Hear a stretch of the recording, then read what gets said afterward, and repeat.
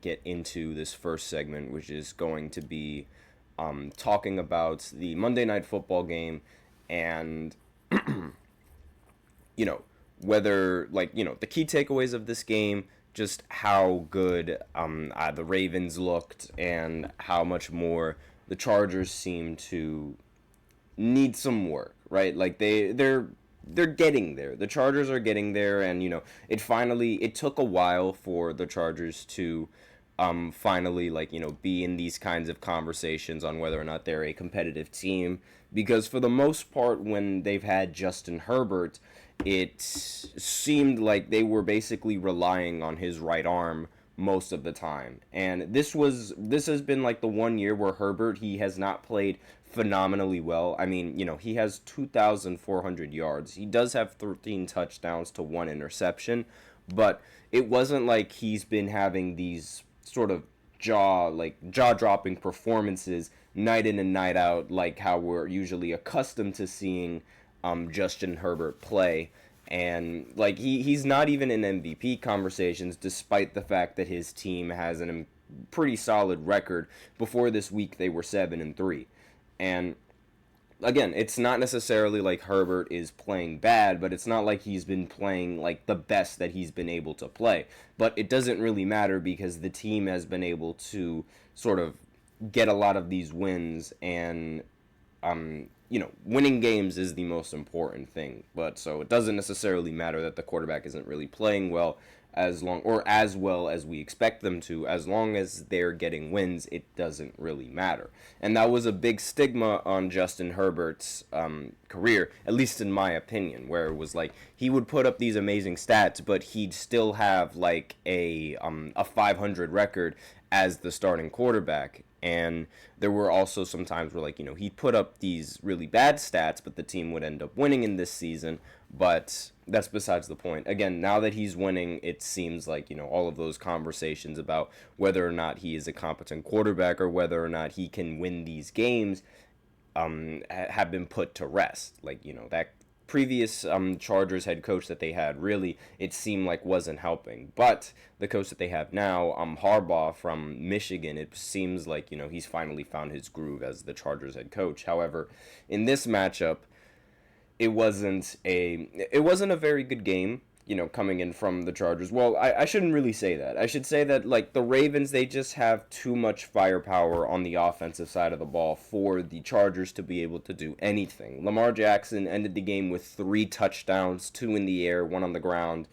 And I mean, the Ravens, they've looked like a well-oiled machine, aside from their loss to Pittsburgh in the previous week. But aside from that, that was really the only negative spot with this team and with Lamar Jackson.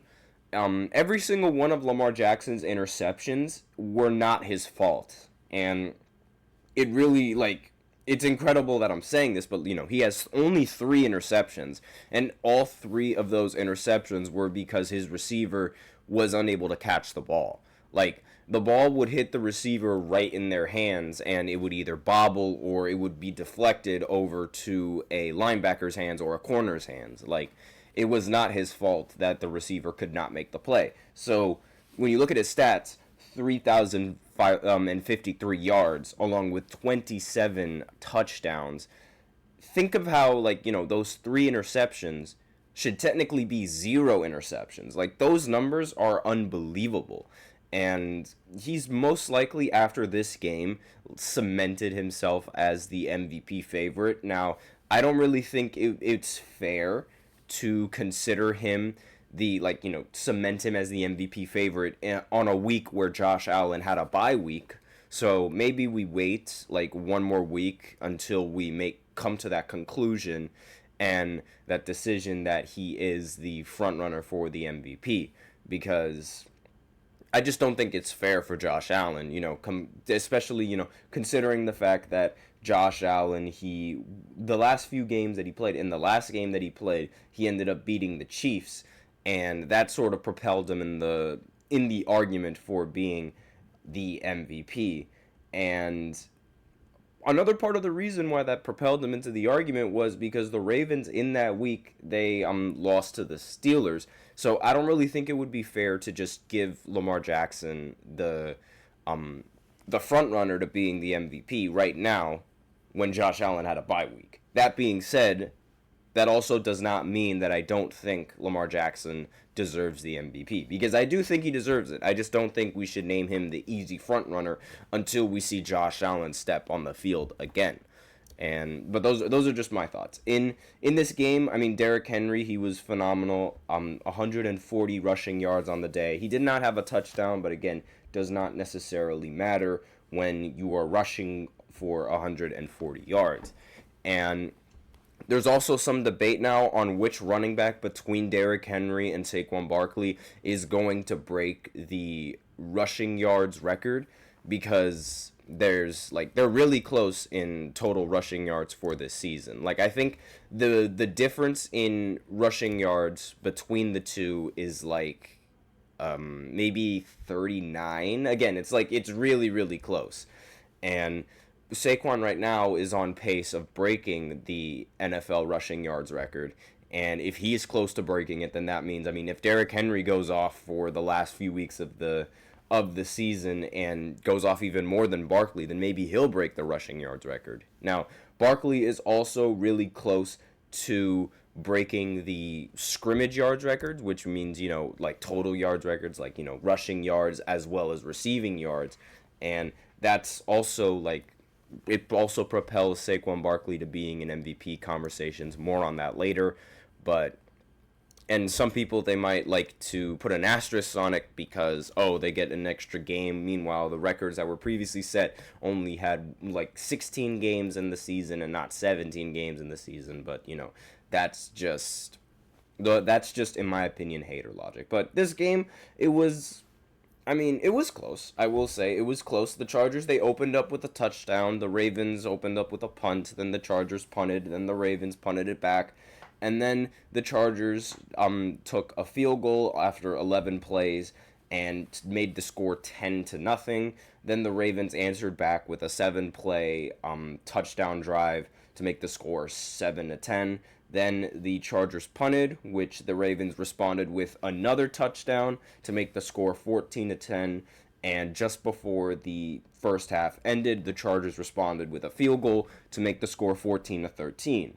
And then in the third quarter, it was just the longest drives you could possibly imagine from both teams, and both teams ended with a field goal to show for it. So basically, nothing really changed in the score. It was 17-16.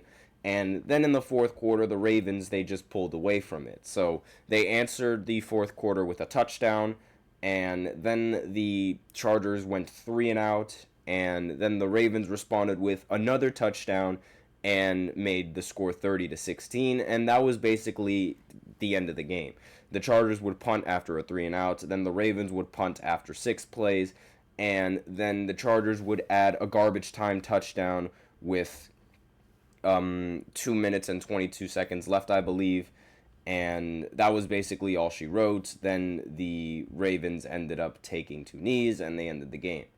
Actually, wait, no, I lied. They ended, there were only 50 seconds left on the clock when they scored the touchdown. So again, just was not long enough to be able to, end the game or be able to score off of that unless they recovered the onside kick, which again is not necessarily going to happen because teams have to tell the other team when they're going for an onside kick. So basically, while the score looked close and the game was close throughout majority of the game, towards the final quarter, Baltimore pulled away and the Chargers just added a garbage time touchdown to make it seem like the score was a little bit closer than what it actually was. And at least towards the end of the fourth quarter. But that's really all she wrote. Now, obviously, this propels the Ravens forward. It propels Lamar Jackson and his MVP conversation. And really, there's nothing else that needs to be said aside from the fact that the Ravens, they played great as a team. And the Chargers, they just have a lot more work ahead of them before they can actually be legitimate contenders for the Super Bowl. And I will say that, they do play in the same division as the Chiefs right now, but that division is looking rather competitive. I mean, while the Chargers are also pretty competitive, the Broncos, they seem to be establishing themselves as well. Bo Nix has been playing very well in these last few weeks, and it's going to be a little bit difficult for them to cement a wild card spot, given how, the Chiefs are most likely going to win their division and most likely win the AFC and get a bye week. And, they're going to have to try and they're going to have to try to fight for a wild card spot. Now, with, with the way that the AFC is looking right now, with the Ravens, and then the Dolphins the Dolphins emerging. Like, we can already scratch that either the Ravens or the Steelers, they're going to either host a home wild card or an away wild card. Like, those two teams are most likely going to make a wild card spot, and so that would mean that there would be 2 wild card spots left for AFC teams. Now, the Broncos, they could end up winning and end up taking an away wild card spot. The Dolphins, they seem like they're on the rise as well, of taking a wild card spot. There's an argument that maybe the Bengals could take that spot as well, or the Colts can take that spot. So